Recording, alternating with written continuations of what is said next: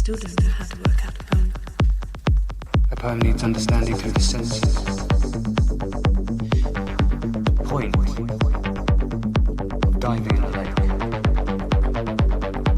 is not immediately to swim to the shore, to be in the lake, to luxuriate in the sensation of water. Nas debatu. Nas gimbatu. One ring to rule them all. One ring to find them. One ring to bring them all. And in the darkness bind them. Hey everyone, welcome back to No Intermissions, the double feature podcast where we pair the unbearable and link the unlinkable. Two unlikely movies are picked at complete random, and at the end of every back-to-back discussion, no matter how hard it may be, my guest and myself will find the connecting thematic tissue, whether it be from genre, aesthetic, motive, or style. As always, I'm your host, Jack Siddle, and last time you guys would have heard from me, it's when I would have paired the lovely people from Far Off Films podcast, where we paired Princess Mononoke and Friday the 13th, the final chapter. So that was a great time, so go listen to that.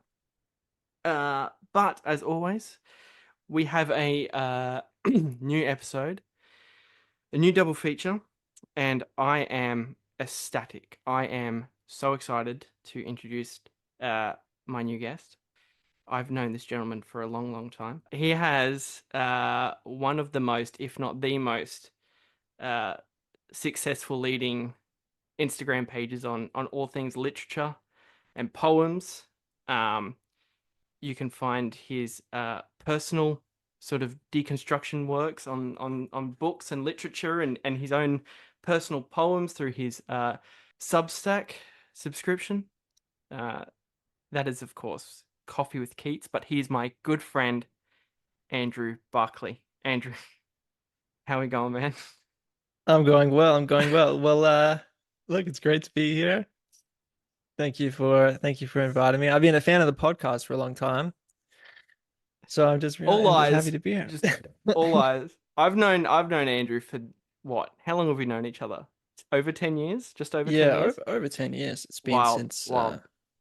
since I was probably 13 years old, probably. And obviously through the insane growth your pages has skyrocketed within the last year and a half, and you know this has been this pairing we've talked about for like a year or no, it's great to be here. We both share a love for films.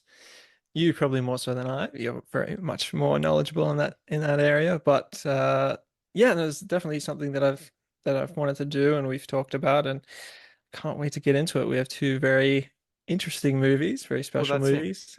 And this is going to be the perfect pairing because you and I love to go to the movies together a lot, and we watch a lot of different stuff, and you know we find ourselves talking as a couple of friends do post screening of the movie, going our thoughts and different opinions on it, and we're just like, yeah, why not get this into sort of a podcast format where we can sit down, sort of deconstruct two movies that I'm very, very excited to talk with you today.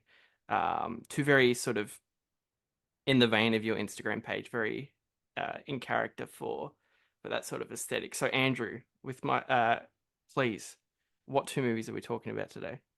So we are talking about, the first one is Bright Star by Jane. I think you spell it, Jane you pronounce Campion? it Campion. Yep. I'm a big fan of her, actually. Her Power of the Dog with Benedict Cumberbatch, I was a big fan of. That's a great movie. Even if a little bit cryptic and surprising, actually. But Bright Star, I wouldn't say is a very surprising film, but it kind of takes you along in a nice kind of almost daze or trance almost as you go through, and the music kind of weaves in and out. But we're also talking about Lord of the Rings 1978 version. You recommended that movie. I'm like, that's so brilliant. Anyway, but yeah, those are the two movies we're going to be talking about today. So Bright Star from 2009, and we're going to be pairing it with The Lord of the Rings from 1978. So in Bright Star, we should just get straight into it. Yes, and I feel like we should before we jump into Bright Star, the Lord of the Rings movie in 1978, I think our discussion of that will be really interesting because it's an animated film. Animated Uh, film, and it's not the sort of adaptation people are expecting. yes, I mean not too many people only know Peter Jackson's epic kind of portrayal, but they Hmm. don't know that there was a film before that. But Hmm. maybe for good reason they don't know what it is. But There's points to discuss. We will get into it.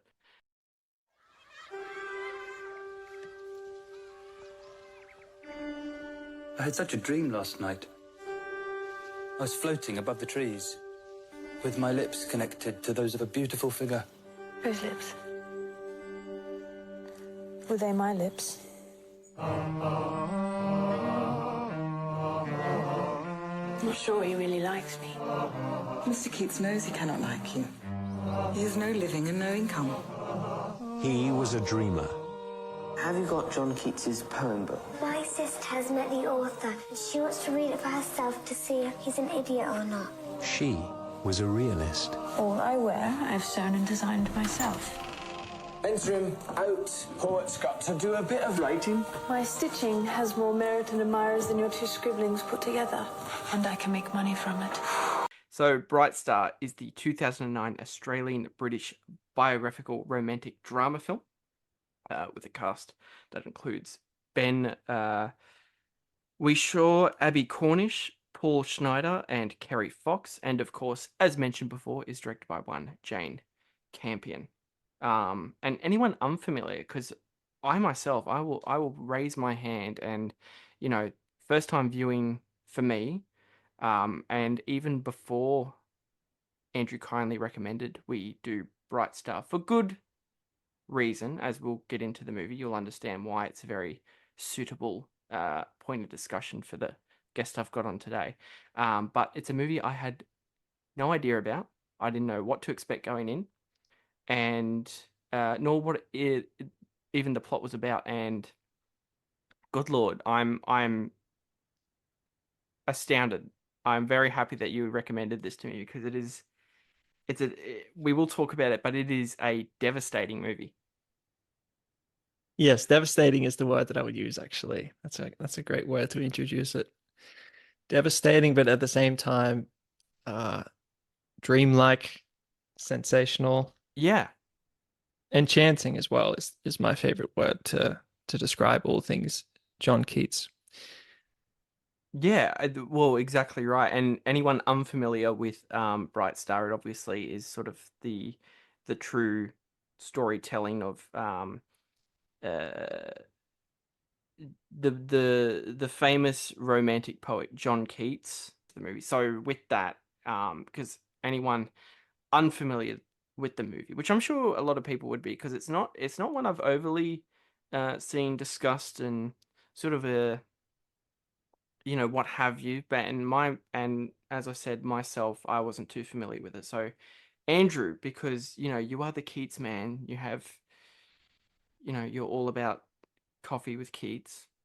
So Bright Star, like there's that famous line, what's in a name, So Andrew, please give us the rundown, sort of basic plot structure and sort of your also fondness of this movie and why you in particular recommended it. So the basic plot structure of the film basically goes as follows. It follows John Keats's life from 1818 until 1821, the last three years of his life, in which he meets his love interest, Fanny Braun. Actually, many people who know Keats probably know him best for his letters, actually, which his love letters, which he would send to Fanny Braun. Some of his most memorable lines are actually in those letters, which are strewn kind of throughout the movie by Campion. You can tell that she has a great respect for his written volumes. Yeah, so it follows him in those 3 years, and basically the trajectory of his life as he really comes into his own as a poet, especially in the year 1819, which is his kind of voluminous year in which he really brings out most of his most of his, poetic works that he's known for, including his most famous odes. And it follows him as he kind of is brought to the heights, to his almost fulfillment as a poet, but what he probably thought was only his beginning at the time. And then it kind of brings him down into, the realm of suffering, because he obviously lost his life quite early. He was only 25 years old. Which is And that's insane to me. yeah, he succumbed to tuberculosis, which at that time was a killer of lots of people. There was no really cure at that time. So, I mean, his younger brother Tom, which the movie opens with, he's nursing him, and he was only 19 when he was suddenly struck by tuberculosis. Mm-hmm. And then you can see kind of Keats's grief, how close he was with his younger brother, and it's played really well by Ben Winshaw. I think you can see the kind of the frailty, the kind of endemic kind of loss that's in his face, and you can see that kind of sorrow throughout the movie as you go from 1818 to 1819, and then finally to 1821 when he loses his life. But yeah, so it follows those roughly 3 years. And yeah, and that's probably a good way to introduce it. Absolutely. Also, like the majority, if not like the whole plot, centers around sort of the romantic nature between John Keats and sort of his love interest and muse as well, Fanny Braun, and how sort of their lives intertwine with each other, and how she is very open and sort of transparent with him on how she just does not understand poetry as like a form of art, and it's sort of that's sort of where it sort of sparks off on him teaching her sort of the basics, and you get some really nice what was that the poem or sonnet he sort of first teaches her about the water. We were only discussing it the other day. Oh yeah, I think that's I wrote correct. it So down. yeah, I did. I made a little kind of Instagram reel about that short interaction that they have. It's near the beginning of the film when Fanny Braun is kind of working her way into his good graces. She likes to almost flirtatiously kind of enter into his poetic world.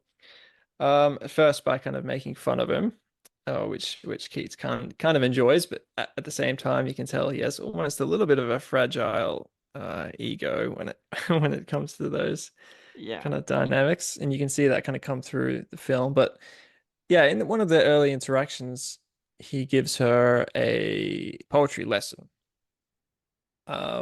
which I think in many ways sets the stage for the film as a whole. Mm-hmm. And when she asks him, it's like, what makes a good poem, or how do I be a poet, or something like that. And he says something to the effect of, and I believe this is lifted straight from his letters, which is, if poetry doesn't come as naturally as leaves to a tree, then it had better not come at all. Right. And the whole movie's filled with stuff like that. And the whole movie, that sets the theme and the scene for the whole movie. And he says something else as well in that kind of interaction, which he basically says that poetry needs to be felt. It's an experience, not a problem to be worked out. Mm-hmm. And he uses the analogy of diving in a lake. You don't dive in a lake immediately wanting to swim to the shore. You dive in a lake in order to be in the lake, to luxuriate in the sensation of water, he says. So that, and in many ways, you can tell that that's the anchor for the film, is experience and sensation and being in the kind of sublime moment, which is on the one hand what the Romantics were all about as a poetic movement, and on the other hand something that Campion deeply respects, and you can see that in the soundtrack. It's a really kind of, the score is amazing. That's yes, a good point to bring up. It's very light. It doesn't presume too much upon itself. It kind of comes and goes almost without unnoticing, but it lifts, the movie into a kind of a higher highest state, which I appreciate. But yeah, that's a you're really, really central to point that scene out at the beginning, because it sets the stage for so much of the film, I think. That's where the whole movie shifts for me, where it becomes sort of that, as you said, it becomes sort of like a haze, very dream-esque, where sort of any verisimilitude in the movie sort of just leaves, and it does become very, you know, translucent and just sort of a romantic haze throughout the whole thing. And he's talking about a poet is not all political, and he has no identity, and like the whole movie is filled with stuff like sort of like little monologues like that, which is great. And as Andrew mentioned just before, like sort of obviously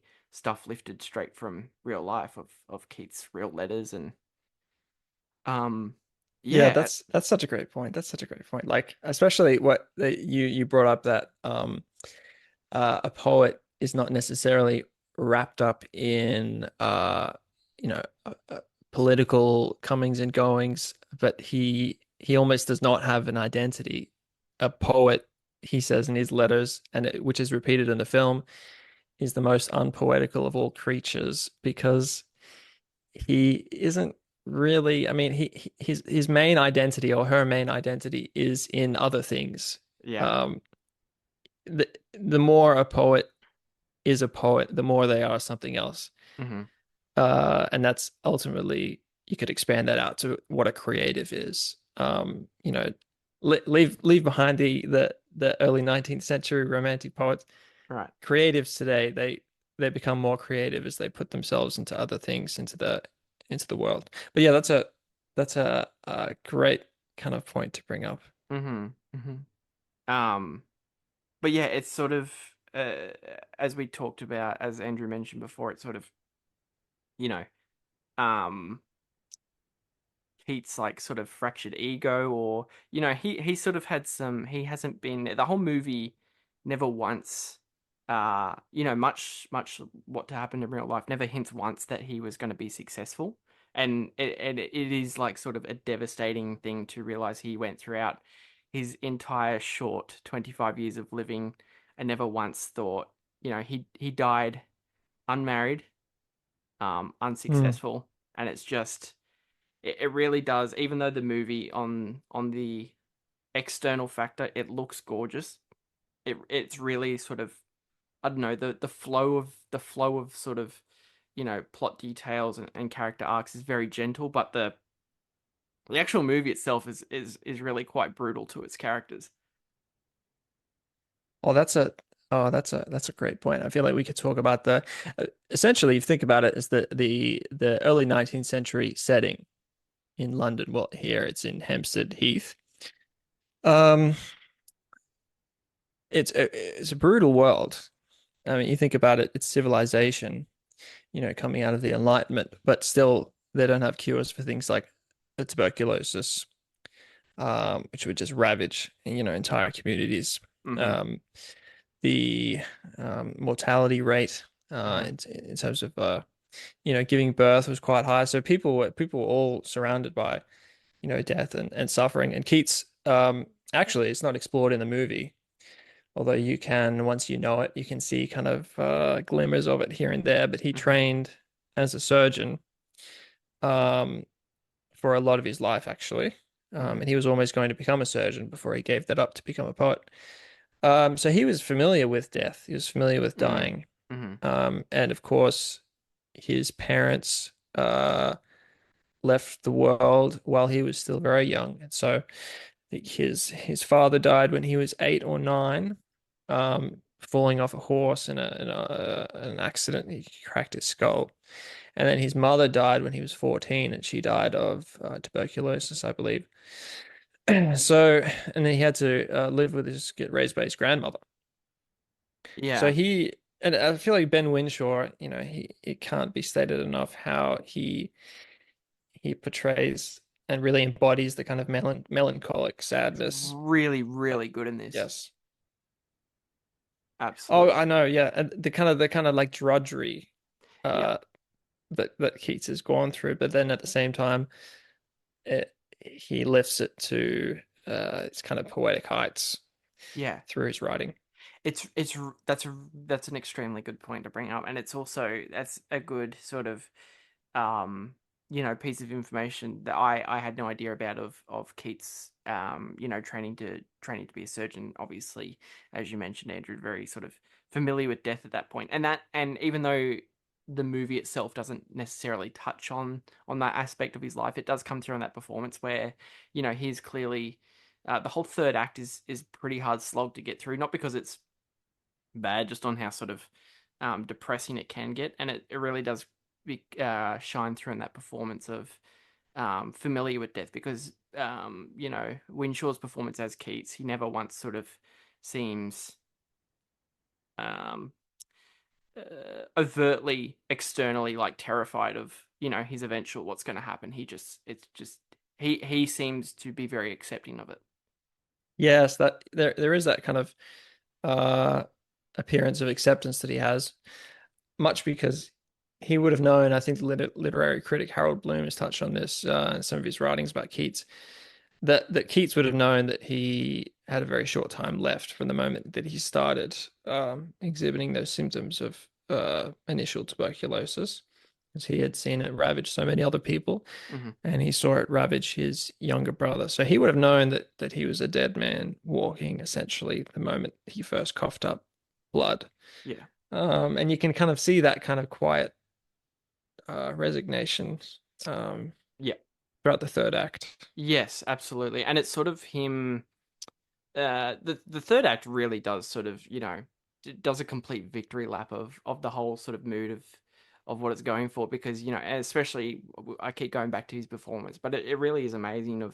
I only watched the movie for the first time in preparation for this the other day, and the scene that has just keep playing in my head over and over is him attempting to have sort of a final dance with Fanny in that sort of field, and just watching him persist on through, even though his body is failing him, and he just like it's pretty incredible.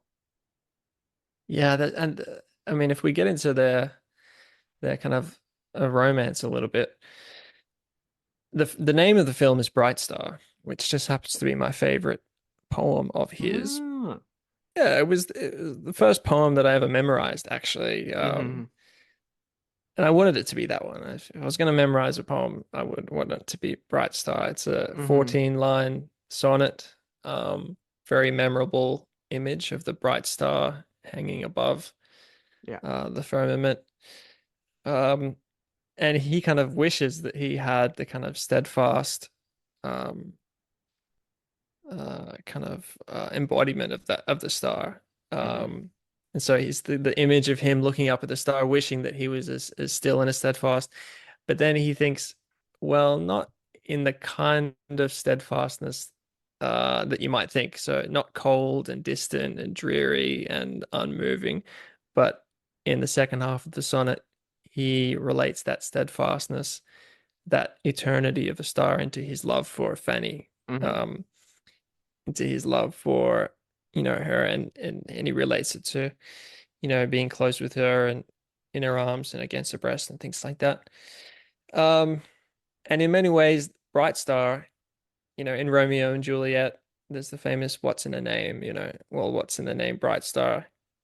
They're at once together, and then they're also distant, because he is at once, in love with her and she's in love with him, but they can't really be together practically in an early 19th century context where he doesn't have any money, he can't afford to get married, he's not an eligible suitor in that regard.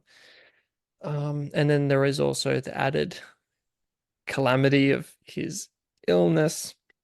And I don't know if we want to talk about this at any length, but during one of their final nights together, she says, just before he goes to Rome in a last ditch effort to heal himself, she says, I'd do anything for you. And at that moment, obviously, they hadn't been intimate or consummated, but they had been engaged at that point. And he says, no, I have a conscience, because he didn't want to leave her maybe pregnant or something without him. Yeah. Very understated. It's just like the tiniest little moment. and it's all it needs. Yes, It's so yeah. perfect. It never attracts too much sort of that attention onto itself. It does, and you say they're not intimate, but I do love that Campion does find she's amazing at shooting, um, this couple, um, having really quiet sort of quote unquote intimate moments, but not necessarily overtly like being intimate like what we were referring to. Like there's so many just great close-ups of them just gently touching hands, or the image I always go back to. There's a great moment where Fanny wants to be closer to him, so she like pushes her bed up against the wall, and like sort of rests her head up against the wall where he knows he's adjacent to it. And it's just there's so many great little character moments like that that really do make this stand out, and sort of images in there that that is going to stick with me for a little while. I really like your point that you brought up about the kind of quietness and the gentleness that's throughout the movie. The kind of although in the movie at least we don't know in real life if it happened or not, but at least in the movie they weren't, they didn't consummate their relationship. But throughout there's so many like kind of gentle glimmers and quiet moments of intimacy. Mm-hmm. I think, and the way that Campion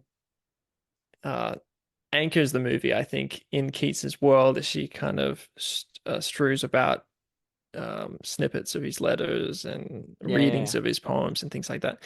The first poem that was read of his, it introduces in the first act, which is when Fanny Braun is really getting into her fascination about Keats, and she thinks, "Oh, what's this guy about? What is it?" So she goes to the bookstore and she asks the clerk, "Oh, have you got anything by Keats?" And he and he gestures to this long stack of books, which obviously nobody's paid attention to. Right.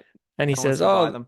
yeah, yeah, he wants to buy them. They're not selling." Yeah. Which is roughly reflective of Keats's initial. I mean, the poem is Endymion, which is a Yeah. long poem, long narrative poem, and it got savaged by critics when it came out. But in the movie, it's treated very respectfully, and it's one of his most enduring lines. And so she reads it on the bed,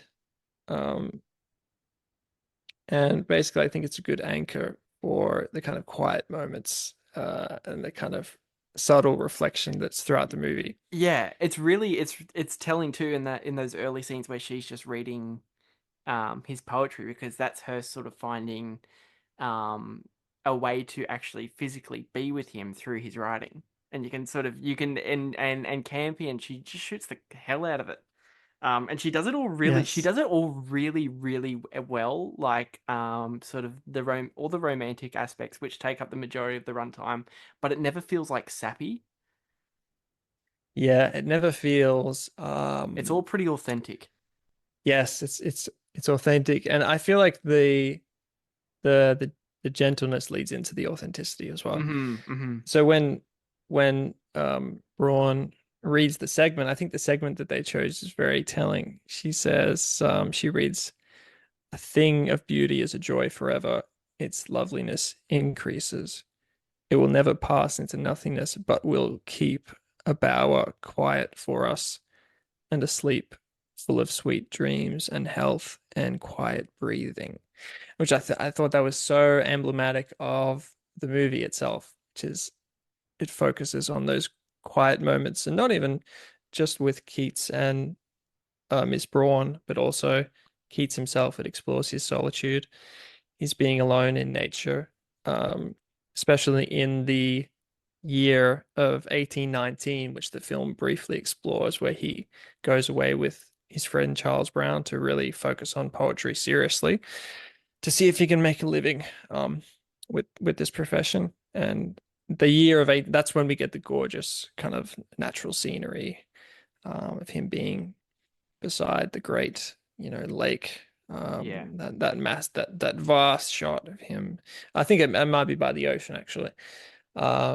and his scene where he climbs up the tree and he rests on top of the branches, Oh yeah, of course. breathing in the sun quietly, uh, which reminded me actually, incidentally, you might have thought of this too, of The Hobbit, Desolation of Smaug, when Bilbo is Exactly in right. Mirkwood and he climbs up the trees and he has a kind of a moment of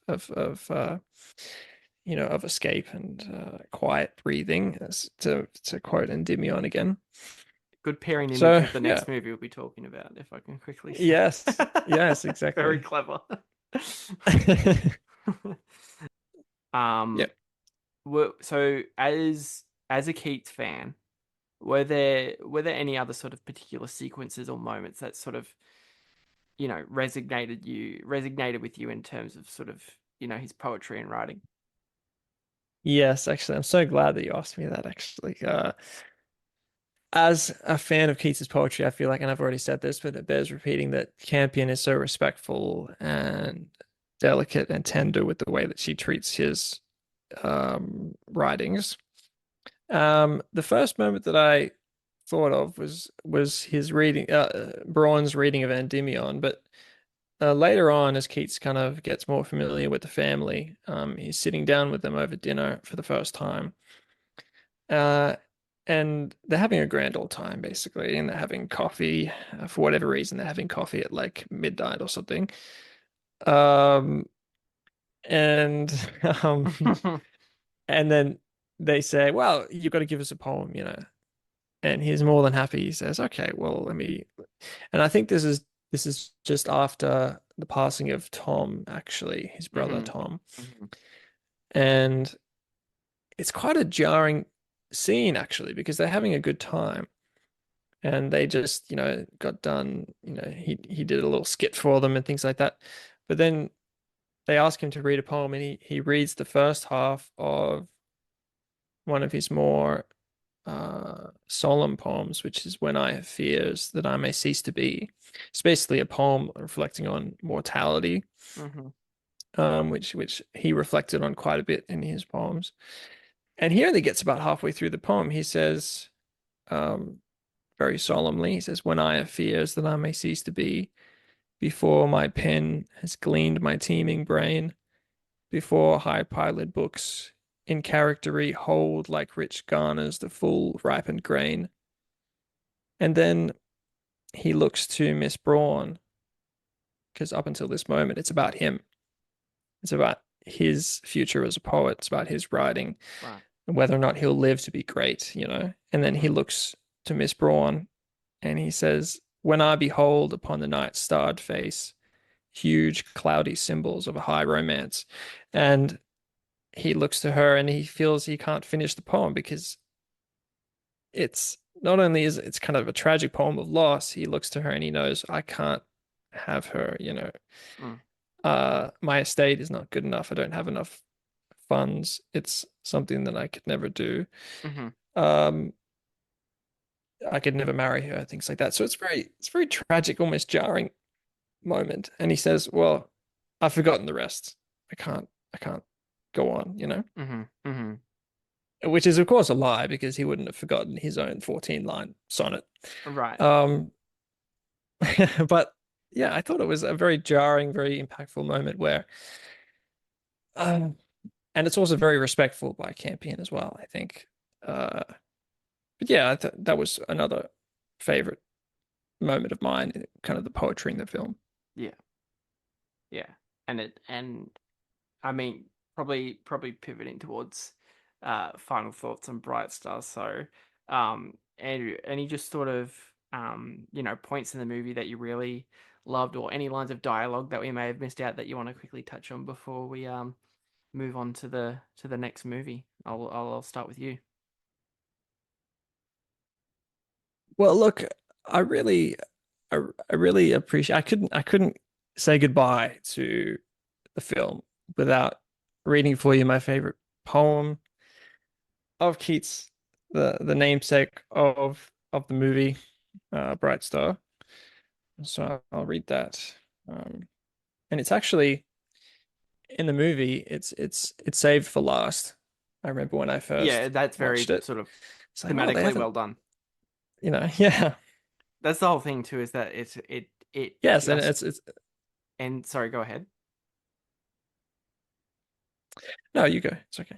I was just gonna say, I was gonna quickly say it from, there are sort of flourishes of levity and sort of definitely happy moments, but like as soon as that third act hits, it's just um uh what's the word? I just had the word. It's just left my head. It's pretty I don't know, it's the last like 30 minutes is just completely devastating.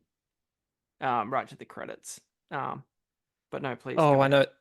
There's so many devastating moments in that final act, and the crescendo ultimately is Miss Braun's reading of Bright Star as she's Yeah. dressed in all black Yep. in her mourning clothes of mourning, and she walks out into the forest.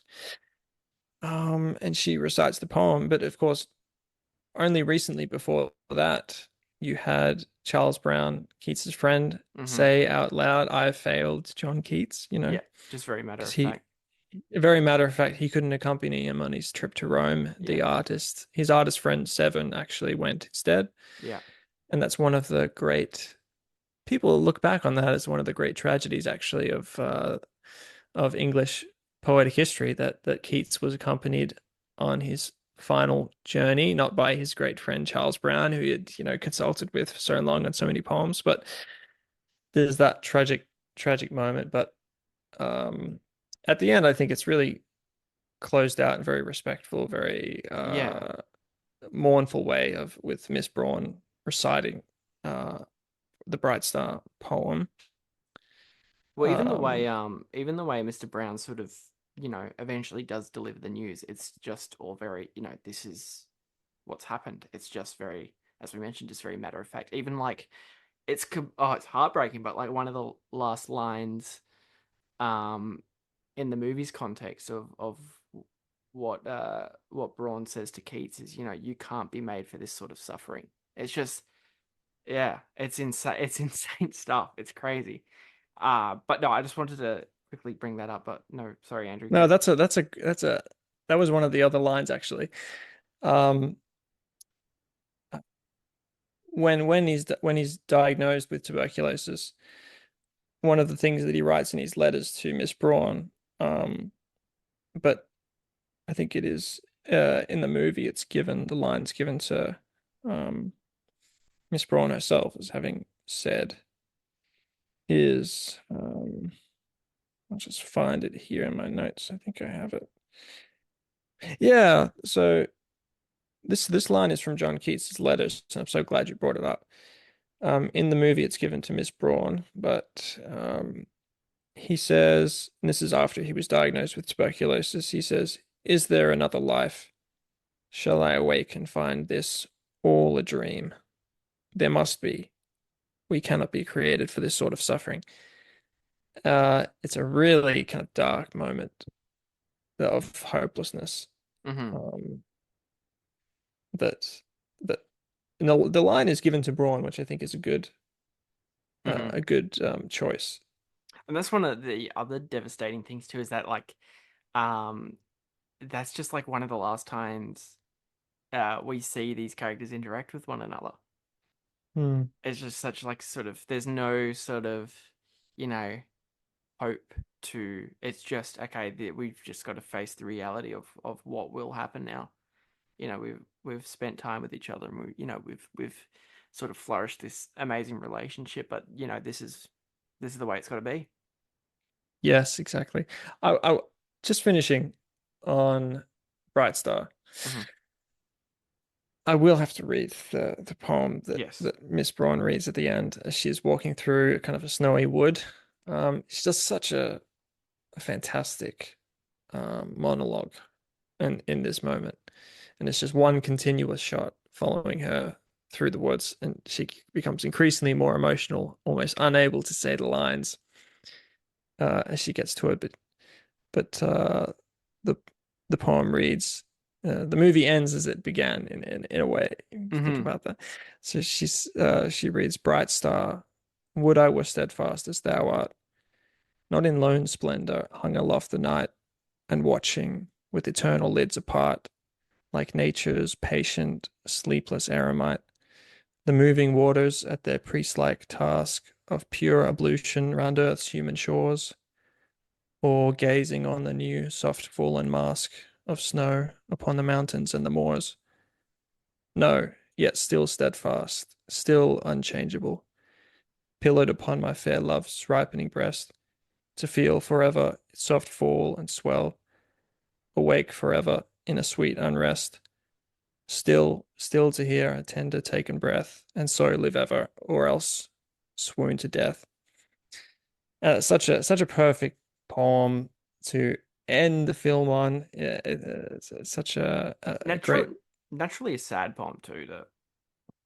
Yes, because it's you know elsewhere in the movie and in one of Keats's letters as well, he says that um, one of the great things that he would like to that he kind of broods over when he's away from her. Yeah, there's two great things that he broods over. One is the hour of his death, and the other is his embrace with Miss Braun. And he says, "Oh, that I could have both of them in a moment." And it's that.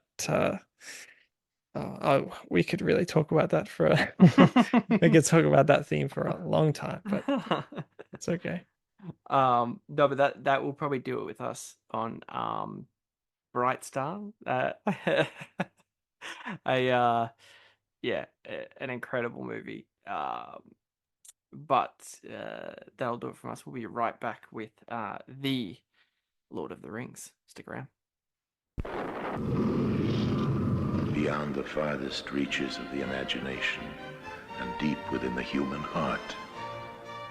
Here, in a time when the world was young, in what is known as the Third Age of Middle-earth, a tale is told of deeds and beings, a tale of a day when a great shadow will fall across the earth, and ancient sorcerers will lock in mortal combat with the phantoms of the night. Then will the raging War of the Rings draw the blood of heroes, and the final destiny of all mankind will be written. We are back and we are talking The Lord of the Rings, the 1978 animated epic fantasy film with a cast that includes Christopher Guard, William Squire, Michael Scholes, John Hurt, and Simon Chandler, and of course is based on the J.R.R. Tolkien novel by the same name and is directed by one Ralph Bakshi. Now, this was an interesting one straight off the bat because when we were planning this episode, we were planning the movies, and The Lord of the Rings came up. And for obvious reasons, my mind wandered to what everyone perceives now when they think of Lord of the Rings in terms of film adaptations, the sort of epic, conglomerate studios trilogy directed by one Peter Jackson. But how I forgot of the little gem that is the 1978 animated movie made well before we got sort of the trilogy, which, sort of naturally we'll touch on in terms of, I'm sure, probably comparisons. Because there are some to be drawn there. But obviously we are talking mainly and specifically about the Ralph Bakshi adaptation. So I want to get because my good buddy Andrew here is for as long as I've known him, has been a big Lord of the Rings. He's been a Tolkien soldier. So I want to get your sort of impressions and thoughts and sort of what's your initial thoughts on the 78 one? So yeah, I came away from the movie feeling a bit surprised actually, because I wasn't sure that I would like it, but I came away almost feeling, especially in the first half of the movie, which I liked the most. And I feel like I like the most. That's just me with Lord of the Rings. Actually, I like the first book the most. I like the first movie. Mm-hmm. Some people come at me for that opinion, but I feel there's just a sense of kind of, and especially in this movie, there's a sense of nostalgia and wistfulness that comes through in the kind of the warm tones of the natural settings of the firelit inns. One of the pitfalls that Peter Jackson wanted to avoid in his trilogy was, being too much. He didn't want the movie to look like a fantasy movie. Mm-hmm. He didn't want it to be overtly like sparkling stars on a wizard's blue hat kind of thing. Right. Which, on the one hand, I agree with, and that was the right move for those movies. But I feel like in this movie, he leans into that fantasy kind of dazzling, enchanting aspects, and I feel like it works in some areas and it doesn't in others. Interesting. Okay. In some of the settings, I think that it works well, like especially in Lothlorien, and we can get into that. But I came away feeling what Roger Ebert, the The great king. film, The King. Roger Ebert, the King film critic, he said something quite amusing in his review back in 1978 when it came out. He said it was entirely respectable and occasionally impressive. So yes, yeah. Pretty much nail on the head there. Yeah, I mean, for 1978, he said he liked the animation quite a lot for the time. So It's it's an interesting one because much like we talked previously with Bright Star, this was also a first time watch for me, and I was sort of intrigued to see how they would, because just going in, just all I knew basically was it was made by Ralph Bakshi, who's made some pretty diversifying, pretty interesting animated films. I just obviously knew name recognition. Obviously, everyone knows the Lord of the Rings. I didn't know sort of what it was going to cover in terms of source material, because I knew the sort of the runtime going in. I believe it's just over 2 hours long, so I wasn't really sure if they were going to sort of adapt just Fellowship, and it was maybe a case where they were going to span on sort of doing Two Towers and Return the King later, based on if this singular one was going to be successful or not, or if it was just going to do just like a speed run, like best of montage of like the three books crammed into one sort of animated movie. And it does sort of both, which I found interesting. The original plan, the director had is quite horrific, actually. He wanted to do all three movies in 90 minutes. Yeah, see, you can't do that. Terrible. So they ended up just getting to the end of Two Towers, but and there is still to this day we're awaiting a sequel, like some expectant Messiah figure in the much future. Like Gandalf the White, he's just going to appear one day. It was really interesting sort of on this initial viewing, because it gets to about like 60% of the runtime is done, and you're like, we're still on Fellowship, like we don't have enough time to do two more. And it just sort of like it's a very odd adaptation of sort of the extensive Tolkien novels. So obviously, I think it goes without saying that in terms of doing this in the format of a film, Jackson, I think, has that's the clear winner there. He's done. Of course. Yeah. I think when we talk about this film, I suppose I can only speak for myself, but when I look at this film, I appreciate it as a product of its time, and that it has certain charming and, like Roger Ebert said, entirely respectable, occasionally impressive moments.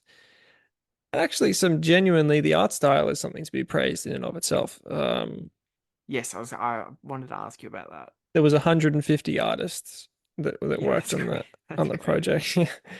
And it retains the kind of the the illustration sketch painting kind of old time art style, old Disney art style, which I think feels a lot more homely and warm and than the new art style, I believe anyway. Absolutely. Um and I just feel like that art style lends to so many of the scenes in Tolkien, for instance, in the Shire, in the Hobbit holes, in Rivendell, which I wasn't too sure about the Rivendell illustration. It looked kind of like a Japanese temple, which is I don't It's know where that came from. Yeah, some of the animation, I do think the majority of it is very charming and, as Andrew said, very sort of warm and homely. But anyone unaware who hasn't seen it, most of the movie is rotoscoped, which means they took a live action image and then just drew animated over it, which, for some of the time that can look a little janky and it looks a little bit distracting, that definitely does come through in this. Some of the animation, um I don't want to say doesn't hold up, but you can tell when it's sort of something is just 100% authentically animated and something is completely rotoscoped just based on sort of how Yeah. characters move. I learned, funny enough, it did get a little laugh out of me. The only character that wasn't rotoscoped was Treebeard, who's in it for like 5 minutes. I loved his little, we could call it a cameo. Pretty much. Um, He comes and goes. yeah. Yeah, I'm still thinking about that Rivendell setting. It's like a setting straight out of feudal Japan. It just came out of nowhere. It's Yeah, like it's interesting. It's interesting, yeah. but I think I am with you where I genuinely do really enjoy maybe like the first. I enjoy the movie as a whole, but the first 20 minutes is like really really good stuff. Setting up Bilbo and we get that great scene. Obviously, Yeah. Bilbo's birthday party is really fun. What is he? I wrote it down. He's at this point in Bilbo's life, he's, what's the word you'd describe him? Very sort of bitter, Yeah, bitter, uh tired, tired. playful, but in a kind of rude Yeah, way. it first genuine laugh out of me in the entire movie when at his birthday party, standing in front of all the other hobbitses, and he goes, he's calling them all baffins, grubs, chubs. What does he call them? Brace girdles, good bodies, bugles, horn blowers, and proudfoots. And then the immortal interjection of one of the hobbits where he says proud feet. Proud feet, and Proud he's feet. get a really grotesque sort of close up on his feet. Yeah, which is an exact shot that's in the Peter Jackson portrayal as well. Actually, there's a few shots in this movie which are Peter eerily Jackson. similar. Well, that was it. Um, this movie was Jackson's first exposure of anything Lord of the Rings related, and he sort of really took to this movie when he first watched it, and then obviously, images. The one image that I'm certain he took sort of pretty much just copy and paste into live action was when you've got Frodo, Sam, uh, Merry and Pippin, and they're hiding under the tree, the fallen with the wraith on the horse. That's Hmm. that's like literally just lifted straight out of this and put into live action, which is great. Yeah, no, it is great, and it's, I suppose someone might say it's a little hard to say, just how much Jackson is lifting from this movie, especially since they're both just kind of recreating the scene as it's described in the book. So Hmm. it's always going to look similar if they're describing the same, filming the same scene from the book. But so I don't think we could accuse Jackson of plagiarism or anything like that. But especially not from this movie. Um, but yeah, I think one setting which I really liked, you mentioned at the start of the movie, Hobbiton, very homely, very warm.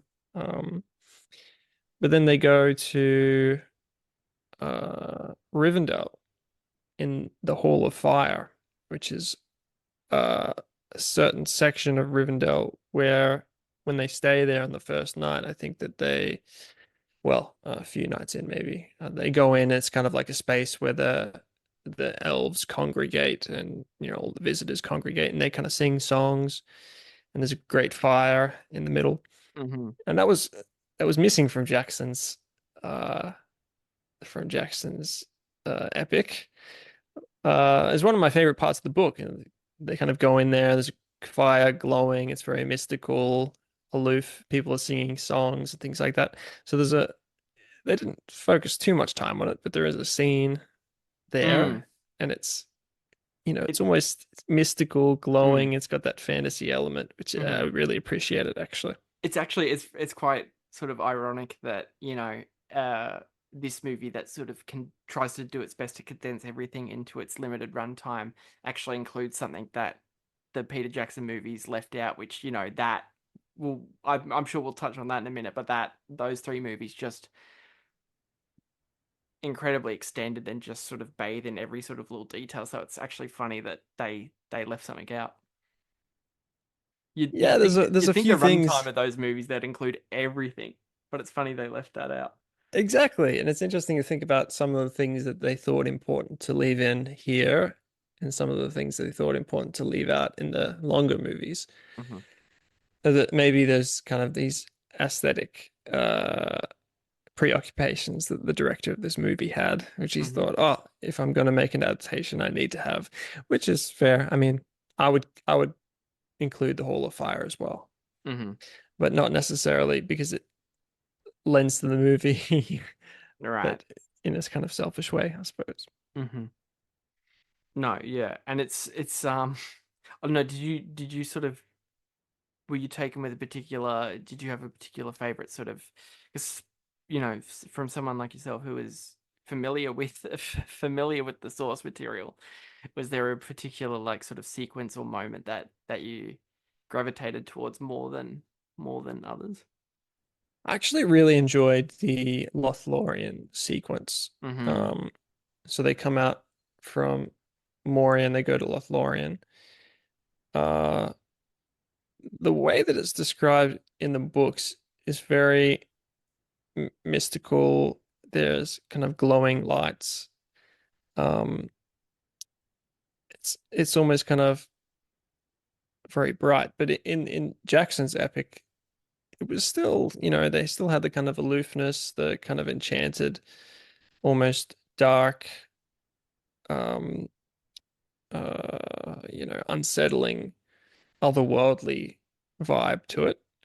But in this adaptation, I felt that they allowed the kind of high fantasy element to kind of go free, and I liked I don't know, it was almost like kaleidoscopic.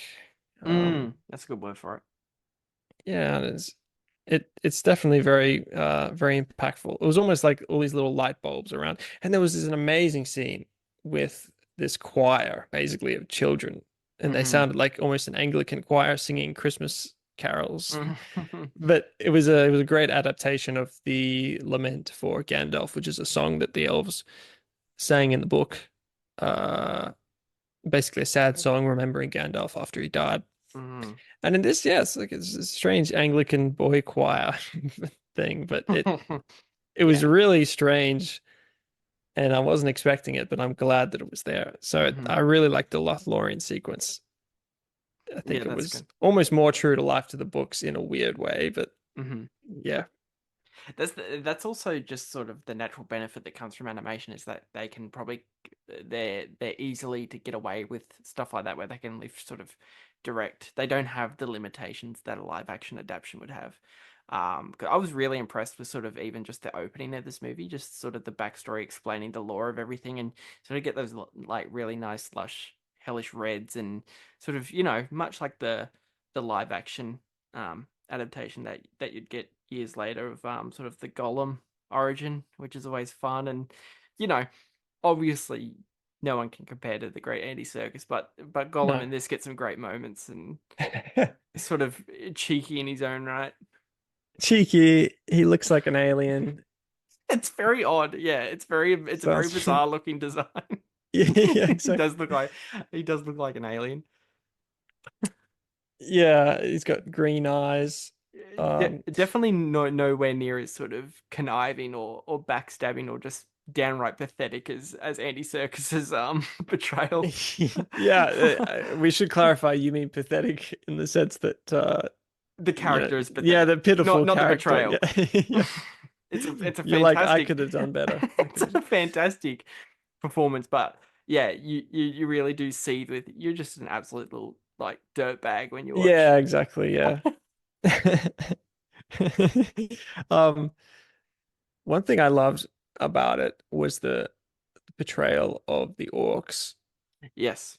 which was, on the one hand, you can almost say, oh, he went overboard with it, but it's kind of this really interesting art house decision where he just went full on dark red background, loud, kind of clanging cymbals, discordant tunes, almost this kind of picture of it's like almost a picture of hell from the medieval Mm-hmm. era, Mm-hmm. and like writhing limbs Mm-hmm.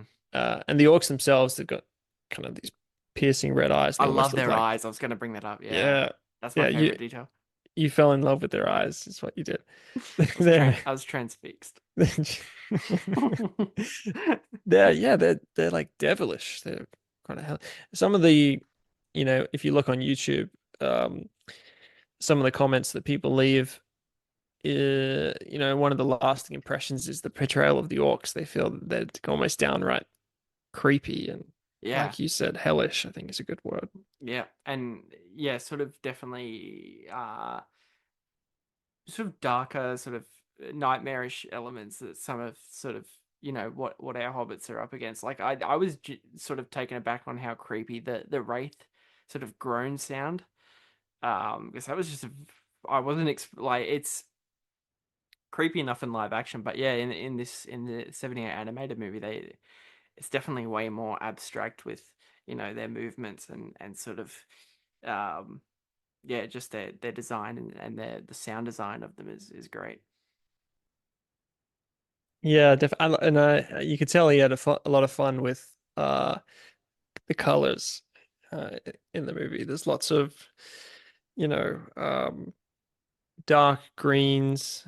Whenever he's dealing with evil, his kind of color palette for Mordor was dark green, which I found interesting. Mm-hmm. It's kind of, if you think about it, like it's almost like a nuclear wasteland kind of vibe to it. He loves silhouetting kind of backgrounds with those kind of dark colors, purple, dark red, Mm-hmm. green. Um, yeah, And sorry, go ahead. well, yeah, I mean, it was an interesting. He kind of lets it go a little bit crazy at the end, which reminded me. It did I lose mean, me a bit. yeah, I mean, he kind of lets himself go into this like nightmarish hell. He kind of loses it. It's like a bad trip at the end of the. Pretty much, yeah. Yeah. Yeah. It does lose it, and I think it just naturally loses a bit of focus too. Because I generally think like the first half is like really strong.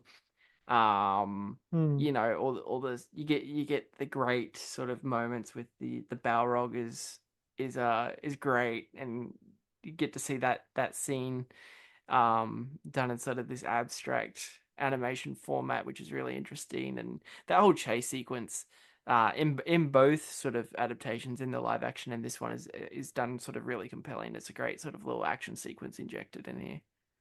Yeah, I mean, but at the same time, less people think that we're kind of showering this film with praise. I mean, you do have there are some elements. I mean, some of the characters look like they're straight out of a cereal box from the They did 1950s. They did Sam dirty. He looks so bad in this. He looks very good. He looks very. He's a bit of a grub. I thought he was an orc.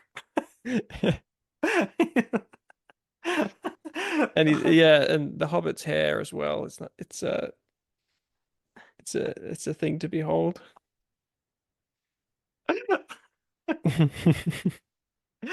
I thought the Boromir's character was particularly awful. I mean, he had this kind of ridiculous Viking Oh helmet. yeah, that's right. I forgot about the hell.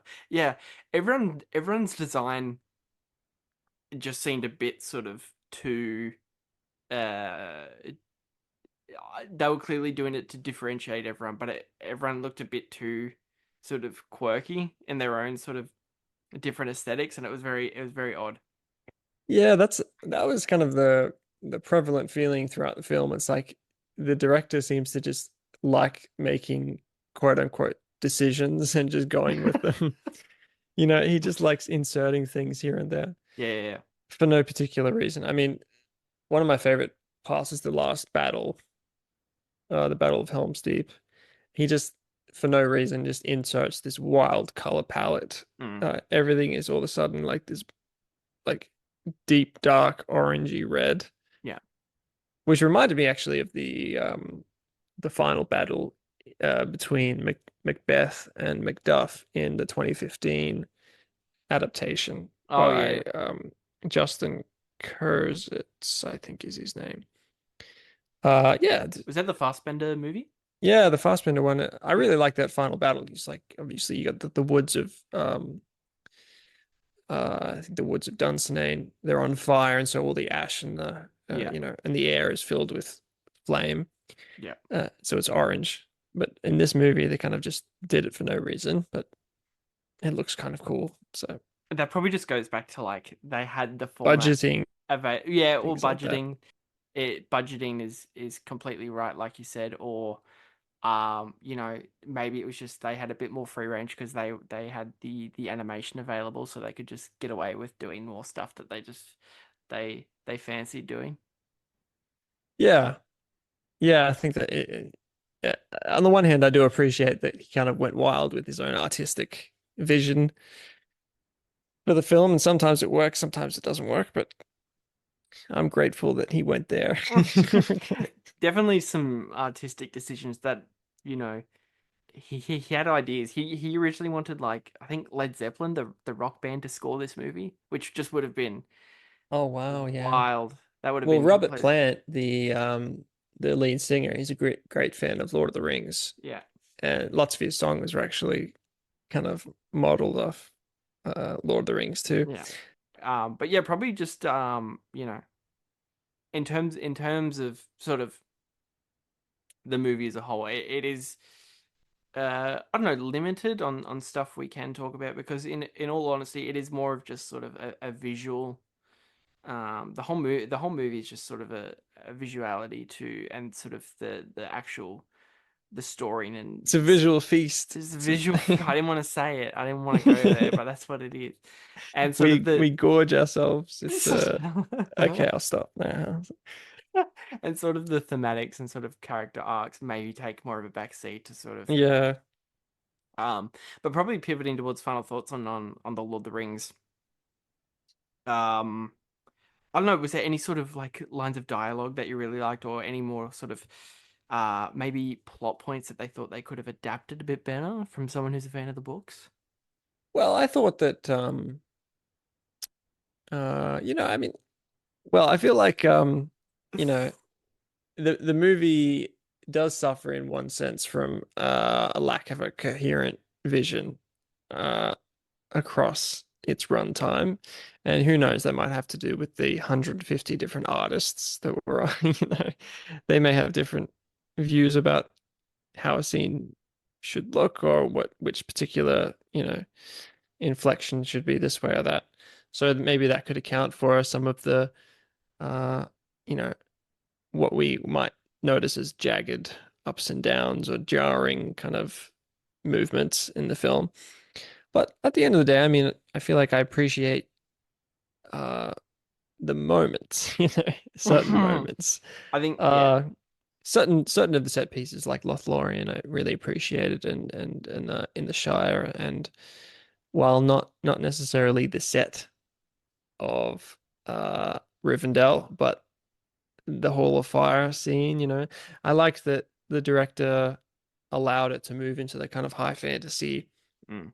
kind of wistful, enchanting, evanescent, and, appearances. He he allowed that to kind of come through, which I liked. I mean, Gandalf is very much a kind of cartoonish, you know, wizard. Uh, A lot of great dramatic pointing he does directly into the camera, which I got great exactly. pleasure out of.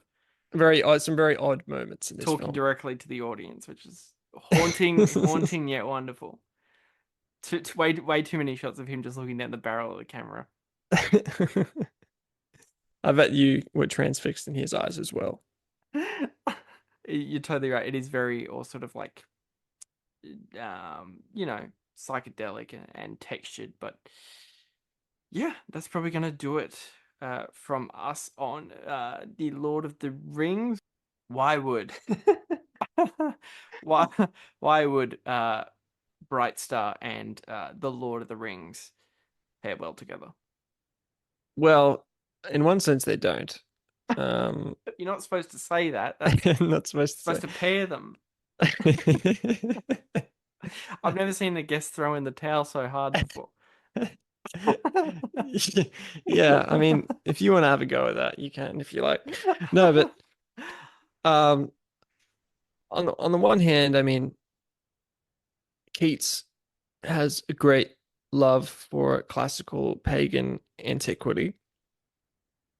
He likes the one of the great takeaways that we take from his poetry is a sense of re-enchantment. You know, he's busy about re-enchanting the world, recapturing the kind of wonder in the everyday and in nature, looking through, you know, um, looking at the world with poetic lenses, which makes us appreciate beauty around us. That's a very kind of simplistic way of kind of describing Keats's poetry and the effect of his poetry. But I think a great link between him and Tolkien, or at least this representation of Tolkien, is the wonder, the enchantment, the exploration of the unreal worlds. In Keats's odes, he often has fantasy elements, in his Ode to a Nightingale. Um, the nightingale kind of swoops in on fairy lands forlorn, magic casements charmed and things like that. So there are kind of elements in Keats's poetry which are, if not explicit, then implicitly fantastic, quote unquote.